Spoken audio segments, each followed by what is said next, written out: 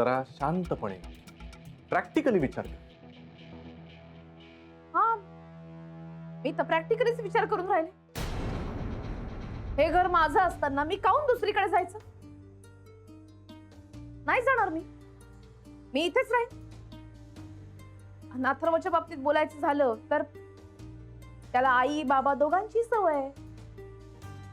पण आता तुमच्याशिवाय राहणारच आहे ना तो. तसंच इतर गोष्टींची सवय होईलच त्याला. गॅरी काय ऐकणार नाही. कसली बिंडोक्यास तुला कळतंय का? कोणीतरी तुला 1.5 करोड रुपये देते आणि तू ते घेत नाहीयेस. मला नको आहेत ते पैसे. आणि मला डोकं आहे ना म्हणून मी इथे. एखादी दुसरी बाई असती ना तर निघून गेली असती माहेरी. नाही काही झालं ना तरी सुद्धा मी इथेच राहणार. कुठेही जाणार नाहीये हे घर सोडून आणि तुम्हाला विकूही देणार नाही. ओके ओके ओके, शांत व्हा. शनय थांब. हा तुझा निर्णय पक्का आहे राधिका? हो. नक्की? हो. मग मी आणखी एक प्रपोजल देतो तुला. तू मला 1.5 करोड रुपये दे आणि हे घर स्वतःच्या नावाने करून घे. काय? हा, हे बघ, मला इथे तुझ्या बरोबर राहायचं नाहीये आणि तू इथून तशी जाणार नाहीस. त्यामुळे पैसे दे आणि हे घर तुझ्या नावावर करून घे.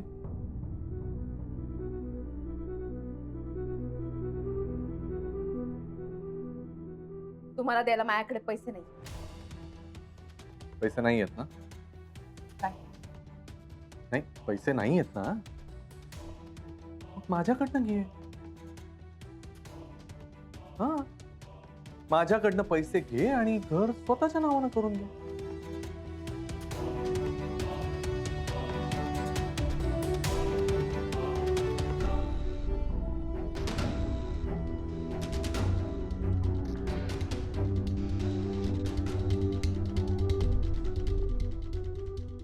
हे बघ राधिका, यापैकी एक निर्णय तुला घ्यावाच लागेल.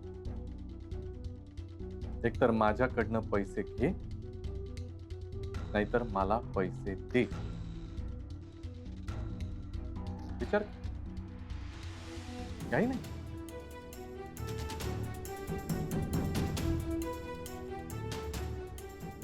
चल छान.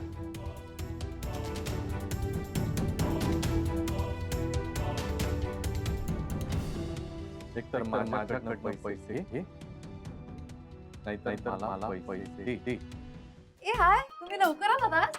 हो अगं, आम्ही मगाशी आलो. म्हणजे आम्ही गॅरी राधिकाकडे गेलो होतो.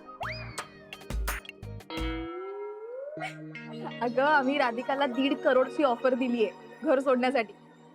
व्हॉट? 1.5 करोडची ऑफर? मग तिने ऐकलं? ऐकावंच लागेल तिला. ऑफरच अशी दिली आणि असा बोलून आलोय ना की तिच्याकडे काही ऑप्शनच नाही. म्हणजे अगं, म्हणजे तिला म्हटलंय पैसे घे आणि घर सोडून निघून जा. हा बाद आहे यार. आणि 1.5 करोडची ऑफर म्हणल्यानंतर का ती मिस करेल ना अशी ऑपॉर्च्युनिटी? नाही ना, नाटकं करते खूप. घेतच नाहीये पैसे. मग गॅरी तिला म्हणाला, तू एक काम कर, तू सेम अमाऊंट आम्हाला दे, आम्ही निघून जातो. रिअली? हो हो अगं, गॅरीने खूप कमाल केली होते आज. आणि गॅरी, बरं झालं ना आपण त्या ऍडव्होकेट कडे गेलो ते. आणि राधिकाकडे तसंही आता काही एवढे पैसे नाहीयेत. So obviously I think she live ना, she doesn't have any option. हो, मलाही तसंच वाटतंय. खरं तर ऑप्शन नाहीये तिच्याकडे, पण ती फार तत्व वगैरे पाळणारी आहे ना, त्यामुळे जरा टेन्शन आहे तिला. या पैशा बिशांचं काही पडलेलं नाही ग. तिची तत्व महत्वाची वाटतात ती. What are you saying? Good, एवढी मोठी अमाऊंट आहे ती. बरोबर आहे, अमाऊंट मोठी आहे. राधिकाला तिच्या स्वाभिमानापुढे काहीच मोठं वाटत नाही ना. हा, आता अथर्वच्या भविष्यासाठी म्हणून जर तिने प्रपोजलचा विचार केला तरच ठीक आहे, नाहीतर मला जरा डाऊटही वाटतोय आणि आय एम शुअर ऑल्सो, कळत नाहीये. डोंट वरी, एवढा डाऊटफुल नको राहूस तू. आय नो ती नाही म्हणूच शकत नाही. हो यार, ती नाही म्हणणार. म्हणजे आता एवढी मोठी अपॉर्च्युनिटी, एवढी मोठी अमाऊंट का मिस करेल ती अपॉर्च्युनिटी? हो ना, पण हे तिच्या आजूबाजूचे लोक सगळे तिचे हितचिंतक आता जमतील घरी. एक गोलमेज परिषदच भरवतील घरामध्ये आणि ते सांगतील राधिकाला की तिने काय वागायला हवं आणि कसं वागायला हवं. अरे यार, राधिका आंटी किती बोर आहेत ना. मला जर कोणी अशी ऑफर दिली असती ना तर मी एका क्षणात हो म्हणले असते आणि पैसे घेऊन निघून गेले असते. दॅट आय नो, पण ती इथून गेली तर तिचे सगळे बेस्ट फ्रेंड्स नाही भेटणार ना तिला. आणि तिला या सतत नानाजींच्या कुबड्या हव्या असतात ना. काही कळतच नाही. आता उद्या आत्माराम महाराजांचं भविष्यच बघावं लागेल. तुम्ही आत्माराम महाराजांचं भविष्य नाही पाहत? वाटेल ते बोलताय ना तुम्ही गॅरी. अंकल, ए आय मीन तुम्ही कधीपासून विश्वास ठेवायला लागला त्या सगळ्यावर? अरे मी त्यांचं भविष्य ऐकलं आणि त्याच्याचमुळे शनायाचं आणि माझं पॅचअप झालं. कसं? त्यांनी सांगितलं मकर राशीच्या लोकांनी आजच्या दिवशी जर हलक्या जांभळ्या रंगाचा शर्ट घातला तर गेलेले लोक परत येतील.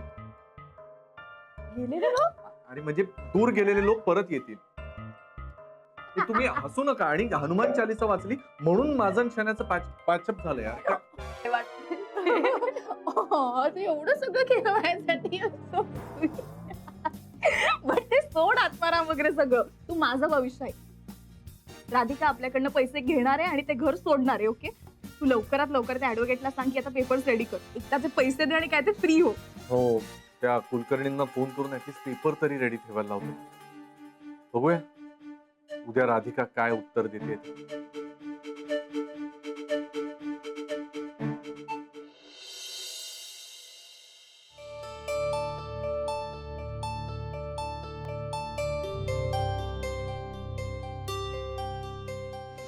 यापैकी एक निर्णय तुला घ्यावाच लागेल. एकतर माझ्याकडनं पैसे घे, नाहीतर मला पैसे दे.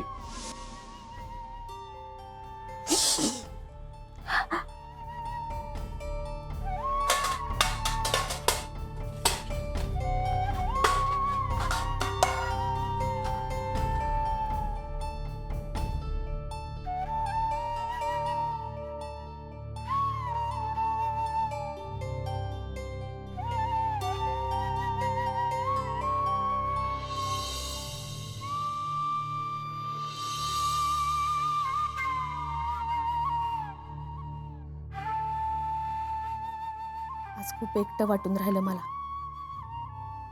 आज पहिल्यांदा मी स्वतःला थांबवू शकले नाही. मला दादाची, आई बाबांची आज खूपच आठवण येऊन राहिली. ही माझी माणसं आहेत. या सगळ्यांना मायाबद्दल प्रेम आहे. आई बाबांनी तर ते सासू सासरे आहेत असं कधीच जाणवू दिलं नाही. बाबा इथे असते ना तर हे असं कधीच वागले नसते. पण ते दोघं जण नागपूरला, मी मात्र इथे एकटी पडली. हाच तर यांनी माझं राहतं घरही माझ्याकडनं मागून घेतलं. मी आता काय करणार आहे मला तर काय समजून नाही राहिलं. कसा सावरणार आहे हा मोडलेला संसार.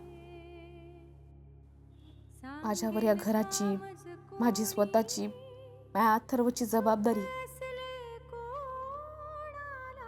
खूप थकले मी या सगळ्या परिस्थितीशी लढून. कसं बस अथर्वकडे पाहून उसना अवसान आणून मी दिवसाची सुरुवात तर करते, पण हे सुरू राहणार जोवर मी स्वतःच्या पायावर ठाम उभी राहत नाही तोवर.